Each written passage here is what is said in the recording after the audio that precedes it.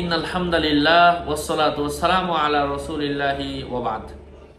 আজকে এই ভিডিওতে আলোচনা করব যে দোয়াটা পাঠ করলে আল্লাহ সুবহানাহু ওয়া তাআলা মনের আশা পূরণ করে দেন।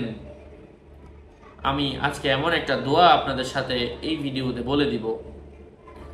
এটা হাদিসের মধ্যে এসেছে, যে কোনো কঠিন থেকে কঠিন উদ্দেশ্য নিয়ে আল্লাহর কাছে যদি এই দোয়া পড়ে কোনো কিছু চাওয়া হয়, যে কোনো সমস্যা হোক না কেন আল্লাহ পাক দূর করে দেন। তো কথা দীর্ঘায়িত না করে মূল আলোচনা শুরু করে দিচ্ছি। আলোচনা বুঝতে শেষ পর্যন্ত শুনবেন। আমার নামে ফেসবুকে হাজারো অ্যাকাউন্ট, কিছু অশিক্ষিত মানুষ অ্যাকাউন্টের ফাঁদে পড়ে টাকা পয়সা নষ্ট করে। আরে বেটা, তোরে কোন ভিডিওতে আমি টাকা দিতে বলছি?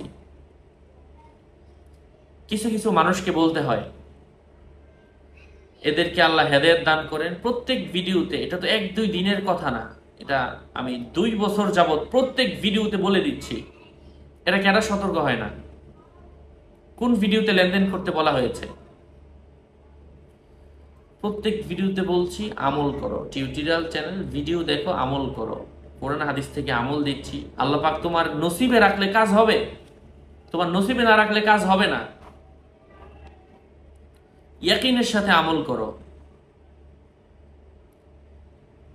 আমার পাশের জায়গা হচ্ছে তেলের পাম্পওয়ালা, তার 5টা পাম্প আছে, প্রত্যেক দিন ইনকাম 10 লাখ করে। দাড়ি নাই, মুছ নাই, আল্লাহ তারে টাকা দিছে, আমারে কেন দিল না?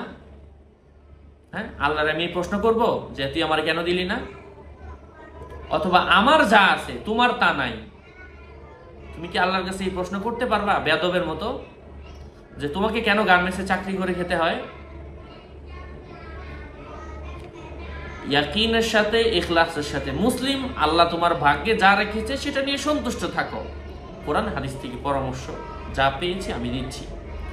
আবার কিছু বেয়াদব আছে বলে, মিয়া কিসের আমল দেন, কোরআন হাদিস মানে না। রে তোর এই ভিডিও দেখতে বলছে কে? কোরআন হাদিস যে মানে না।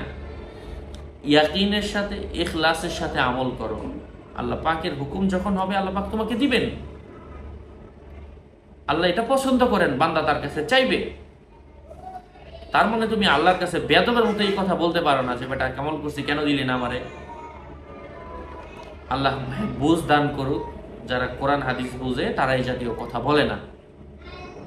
আমার সাথে যারা যুক্ত আছেন অনেক দিন যাবত, কোনো ভিডিওতে এভাবে কথা বলা হয় না। কিছু কিছু বেয়াদবদের কমেন্ট দেখে আজকে আমি এই কথাটা এইভাবে বলতে বাধ্য হলাম। এমন 4টা ভিডিওতে এমন কথা বলছি আমি।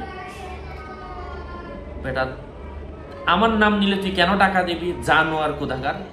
প্রত্যেক ভিডিওতে আমি বলি না? 2 বছর যাবত বলছি। যারা ভিডিও দেখে তারা তো বিরক্ত হয়ে যাচ্ছে, একই কথা হুজুর কেন বলে। যাই হোক, যে আমলটা কোরআনের মধ্যে এসেছে, আউযু বিল্লাহি মিনাশ শাইতানির রাজীম, বিসমিল্লাহির রহমানির রহিম, ওয়া ইযা জাআতহুম আয়াতুন ক্বালু লান নু'মিনা হাত্তা নু'তা মিছলা মা উতিয়া রাসূলুল্লাহ আল্লাহু আ'লামু হাইথু ইয়াজআলু রিসালাতাহু। এখানে 2 বার উতিয়া রাসূলুল্লাহ, এখানে একবার আল্লাহ আছে এবং তারপর আবার আছে আল্লাহু আ'লামু হাইথু ইয়াজআলু রিসালাতাহু।